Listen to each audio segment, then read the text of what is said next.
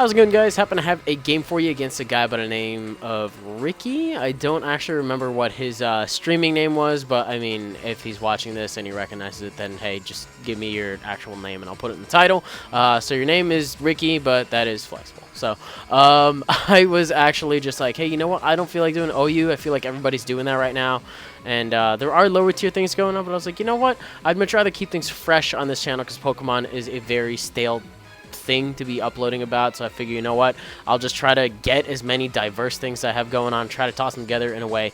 And it's basically just stuff that I was doing in 4th and 5th gen, but just hopefully with a fresh look on it. So one thing I've been doing lately is leading off with Entei, because Choice Banded Entei likes to put the pressure fast, and anything that isn't a fire type that takes a Sacred Fire gets burned. But I don't want to take a Stone Edge, which is why I end up going immediately out to my Rotom. I also don't want to take a Fake Out or a High Jump Kick, which is my main reasoning for going into that.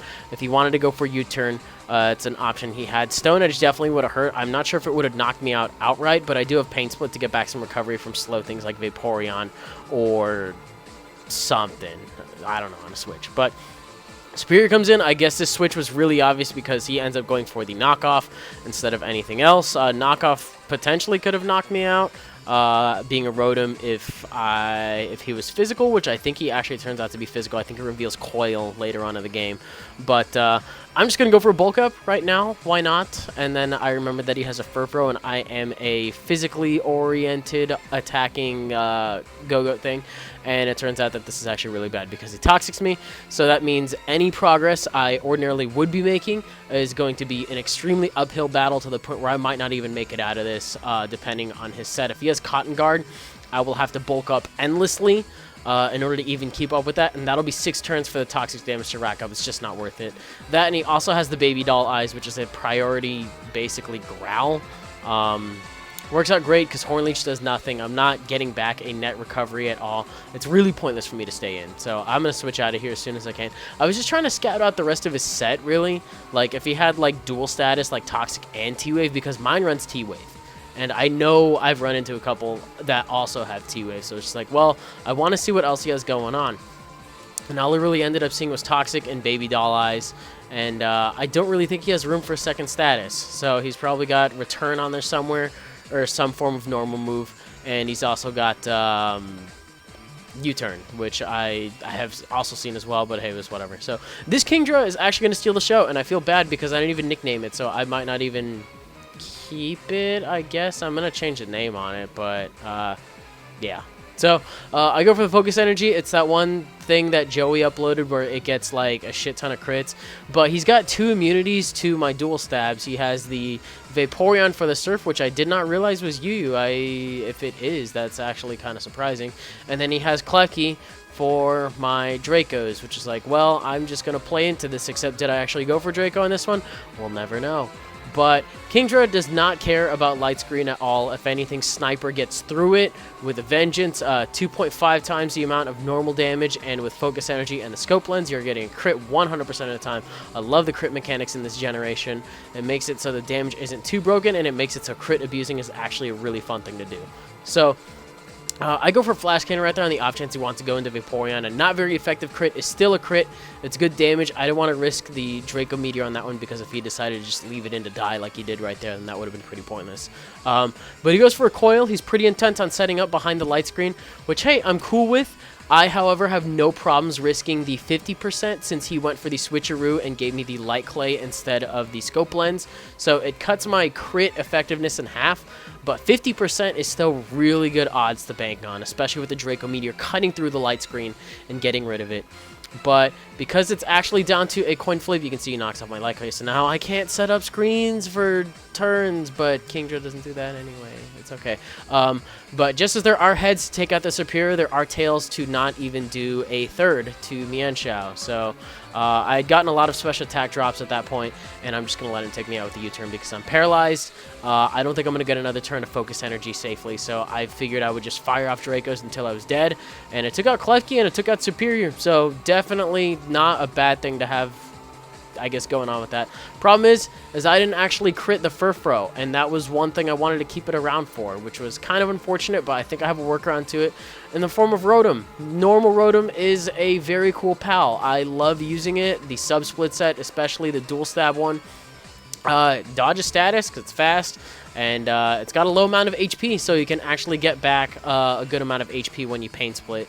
But I end up going for a T-Bolt to see how much it does. I forgot about the light screen at this point, and I was like, holy shit, he's specially defensive. He very well could still be running a little bit of special defense. I honestly don't know based on that cal, because I don't really fight Furfros that often. But I know that the T-Bolt did a pretty pitiful amount of damage. And it's also good to see that the U-turn did not break my sub. So I bet you can't guess what this Mienshao is going to do. This Mienshao is also going to U-turn, break my sub. Would have been a fantastic plan if I ended up, you know, not subbing again. This has been a really popular theme where people try U-turning on my subs multiple times, / volt switching, and it's just like, I know when it's going to break. I might as well just do it again. So Keldeo comes in. I only get 2 more Life Orb hits, but the light screen actually wears off right there. Very important. It means I'm able to one-shot the Keldeo with the T-Bolt. The sub-stalling was actually not so much in vain. It was me being stubborn and not really having a main goal other than to just get my HP low enough to pain split. But hey, you know what? The Keldeo is going to try to stay in here and break my sub anyway. So I was like, you know what? We'll just T-Bolt. And it turns out I still live with 4 HP. I can still pick on the Vaporeon with pain split. I don't have any problem with that, or I can take it out with T-Bolt. I'm just going to try going for it. So I go to Big Foofy to take the hit, and it turns out he just goes for a knockoff. Does not do that much when he knocks off my Chesto Berry. It's like it got reduced back to the old base power, more or less. And he goes for a knockoff and a high jump kick, and I live. If you haven't tried Furfro, Furfro is amazing. Its ability cuts the damage from physical attacks in half. I'm not sure if it cuts the base power or like how it works. I think it cuts the base power. So it just goes down to like a 90 base power super effective move, and it's just, or whatever 130 times 1.5 divided by 2 is. It's like, it's between 90 and 105 or something like that. I don't know. I'm not going to do the math. But it's a dogfight right here. Shiny dogfight. And I go for a T-Wave just because. Literally just because. I was like, you know what? I'm probably going to die in this turn anyway. And he ends up getting fully paralyzed. So I was like, well, what I can do here is I'm just going to Cotton Guard to piss around. And we ran a calc on this next turn because he goes for the U-turn, and it takes me up because of a crit. And I was like, I wonder how much that actually would have done. And if he was 0 attack and impish, like I think he is, because that's what mine is, that's what most of the defensive Furfros are, the damage itself, the attack would have done 5 to 6 damage at level 50. So the crit actually mattered, believe it or not. But I kind of wanted that to happen because it let me bring Rotom in safely, get back a shit ton of HP. And yeah, it's great. So Scald gets a burn. Would have been better if it didn't, but hey, 30% is 30%. I'm still lowering my HP steadily per turn, which makes it better for pain splitting, but I don't have a lot I can bully on anymore other than Mienshao, but I would much rather just take it out. And I'm just going to go for T-Bolt right here to take out the Vaporeon. So Kingdra does some work. Rotom does some work with a crit also. I did not even realize that. I really don't think that mattered because Life Orb Rotom is actually a surprisingly potent electric type. I love it.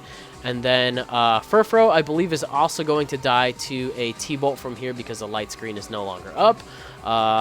It just does work. It's pretty good. So this thing dies too, and then I believe his last one left is his paralyzed Mienshao, which I can easily pick off with my Malamar because his speed is cut in 4.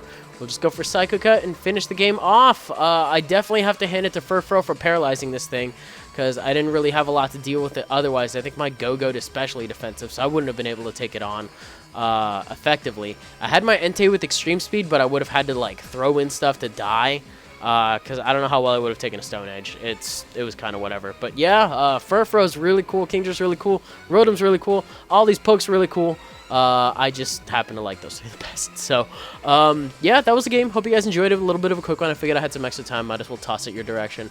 If you guys enjoyed it, you can leave a like rating, comment, subscribe, and do your thing. I have more battles lined up, and I do have a capture card that I can record these with.